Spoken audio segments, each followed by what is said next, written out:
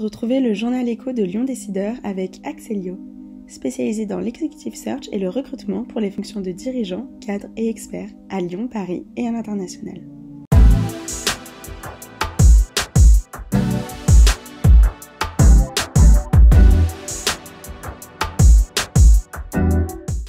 Bonjour et merci d'être fidèle au journal écho de Lyon Décideur. Il a pris la tête fin 2021 du CCO La Rayonne, un équipement culturel, citoyen et atypique qui ouvrira dans l'autre soie au second semestre 2023. Harout Mexian est notre invité dans un instant. Mais tout de suite, les infos à retenir. Cardinal va être vendu à 100% à Egglestone dans les 3 ans qui viennent. Autrement dit, un groupe de promotion immobilière franco-belgo-luxembourgeois. Jean-Christophe Larose, le fondateur de Cardinal, qui a signé de nombreux sièges à la Confluence, dont le sien et celui d'Euronews. Les cubes orange et vert restera encore 3 ans minimum avec ses principaux cadres à la tête de Cardinal, tout en poursuivant son développement sur le créneau des résidences gérées. Le MEDEF Lyon-Rhône se cherche toujours un directeur général. Celui qui devait arriver mi-mai, Mathieu Labbé, est finalement resté à Paris comme chef de cabinet de Franck Riester au ministère du Commerce extérieur et de l'Attractivité, poste qu'il occupe depuis l'été 2021. Cette volte-face a été pour le moins mal vécue par l'organisation patronale.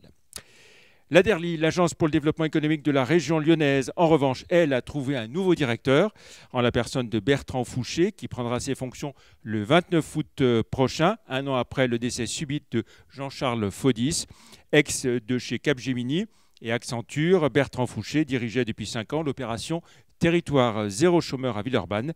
La DERLI, forte d'une quarantaine de personnes, s'appuie sur un budget de 4 200 000 €. Dimotrans poursuit sa croissance à marche forcée. Le groupe de transport international de marchandises, présidé par Salvatore Aleimo, a atteint 744 millions € de chiffre d'affaires l'an dernier, grâce notamment à l'acquisition de Cristal en région parisienne. Objectif, le milliard d'euros d'activité d'ici à 5 ans et sans doute avant. Enfin, le chiffre du jour, 6 000 €, c'est le montant minimum que les habitants de la région Auvergne-Rhône-Alpes peuvent investir dans le Fonds souverain régional, désormais ouvert à l'épargne de Monsieur Tout-le-Monde via le FCPR, préférence région Auvergne-Rhône-Alpes, comme un produit d'assurance vie classique qui sera distribué exclusivement par Groupama Rhône-Alpes-Auvergne, Fonds souverain régional doté de 100 millions € pour l'instant, mais que Laurent Wauquiez veut faire monter rapidement à 1 milliard d'euros.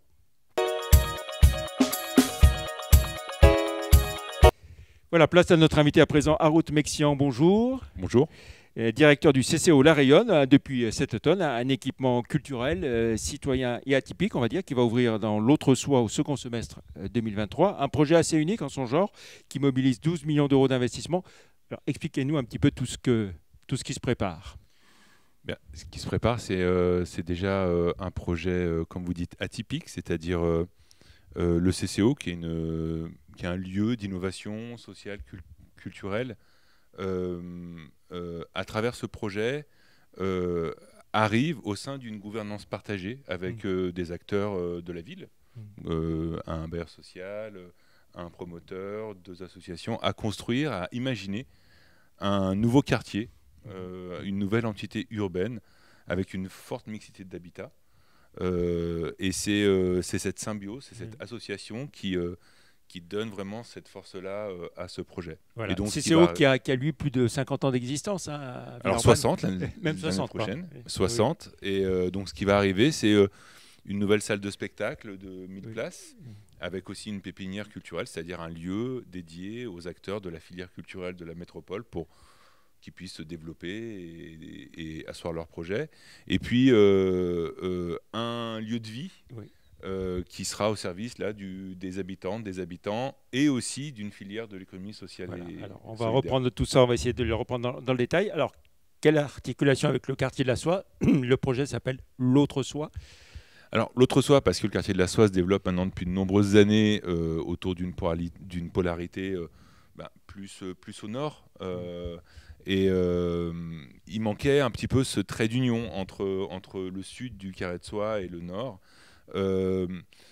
C'est un territoire en plein développement. On a doublé pratiquement la population en 20 ans. On va augmenter encore de 50% dans les 10 prochaines années. Et donc, c'était comment apporter cet outil complet au service de ce territoire, de ce quartier, non seulement à une destination purement locale, mais aussi avec un rayonnement métropolitain. Alors avec une mobilisation, hein, vous l'avez évoqué, de tous les acteurs, les collectivités locales bien sûr, l'État, l'Europe, l'aide de la Banque des Territoires également, hein, groupe Caisse des Dépôts. Alors qui est plus qu'un partenaire, qui est un associé pratiquement sur ce projet-là. Et puis je peux pas ne pas citer S Métropole Habitat, Ronson Habitat, Alinea et Aralis. Voilà, les bailleurs sociaux, oui. C'est ça, qui font partie de ce groupement d'intérêt économique qui s'appelle L'Autre Soi. Alors, une action de mécénat importante aussi, hein, avec des entreprises mobilisées. Une dizaine au total, hein. Alors, une douzaine, je parle sous le contrôle de Tanguy, une douzaine maintenant, avec des profils différents, avec un fort attrait pour ce nouveau projet qui est une véritable cellule R&D. C'est une expérimentation et au cœur de ce projet urbain, c'est aussi une manière pour eux de mieux comprendre la société dans laquelle ils sont. Alors on a à la fois de l'innovation sociale, culturelle, de la R&D, vous venez de le dire à l'instant, les acteurs de la ville. Au total, c'est quoi, 2500 m² qui sont dédiés à la fois à la culture et à l'économie sociale et solidaire? Alors c'est 2000 m² côté salle de spectacle, donc le lieu qui va s'appeler La Rayonne, et c'est 900 m² de lieu de vie dans le bâtiment patrimonial à L'Autre Soi, qui est l'ancienne IUFM de la ville de Lyon. Et puis alors toujours cette idée que vous avez très forte de décloisonner, de sortir des pensées en silo, hein, et de sortir des sentiers battus aussi, hein, vous adressez à tous, mais notamment ceux qui sont le plus éloignés souvent de la culture. Alors oui, c'est l'histoire du CCO. Ça fait 60 ans que le CCO est de toute manière un peu dans les angles morts des zones d'intervention. C'est ni vraiment un centre culturel, ni vraiment un centre social, ni vraiment une MJC. C'est un peu tout ça à la fois.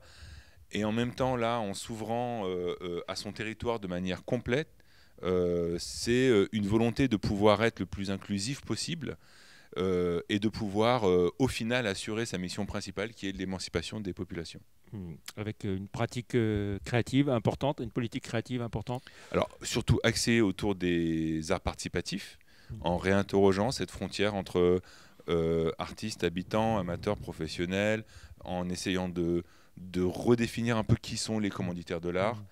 Donc ça, c'est vraiment un endroit qui permet non seulement à des habitants de pouvoir essayer de retrouver une place, une posture au sein de la société, mais aussi à des artistes de retravailler leur processus créatif. Voilà. Et puis tout ça, j'imagine, ça sert aussi dans Villeurbanne, capitale française de la culture, forcément. Forcément, Villeurbanne, capitale française de la culture, ce qui nous plaît beaucoup, c'est cette impulsion qui a été voulue dès le début, c'est-à-dire CFC 22 n'a pas été réfléchi comme un instant qui doit commencer à un moment et finir à un autre. C'est vraiment comment est-ce que c'est un début pour retravailler des politiques culturelles et redynamiser ce volet-là des politiques publiques. Si on devait synthétiser vos grandes ambitions pour ce tiers-lieu, qu'est-ce que vous diriez? La participation, la mixité et surtout de pouvoir réunir absolument tout le monde autour de propositions sensibles, créatives et au service de l'intérêt général. Voilà. Alors, dans l'immédiat, il va y avoir le festival, un été à La Rayonne, hein, avec quoi, plus de 60 événements et puis, c'est ça. Et puis un chapiteau.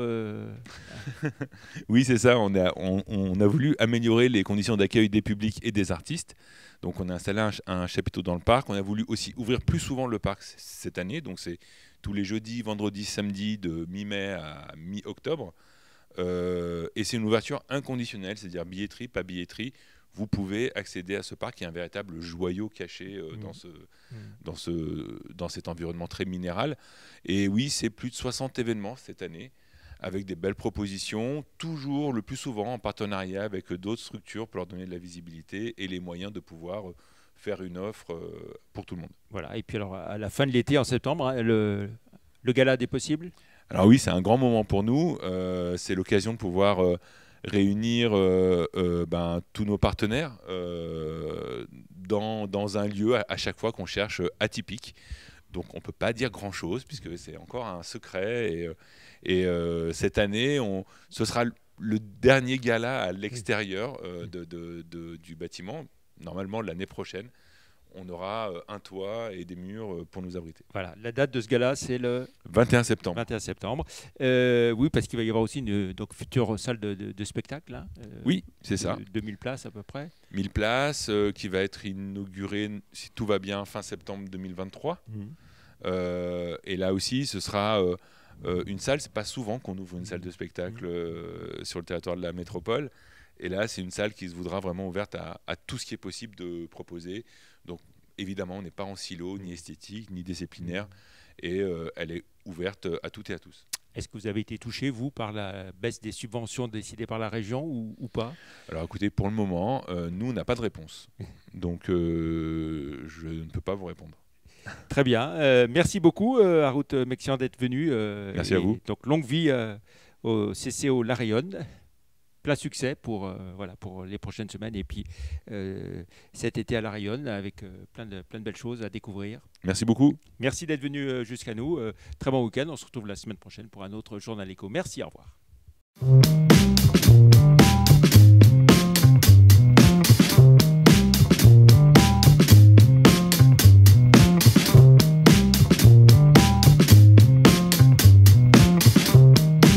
C'était le Journal Éco de Lyon Décideur avec Axelio, spécialisé dans l'executive search et le recrutement pour les fonctions de dirigeants, cadres et experts à Lyon, Paris et à l'international.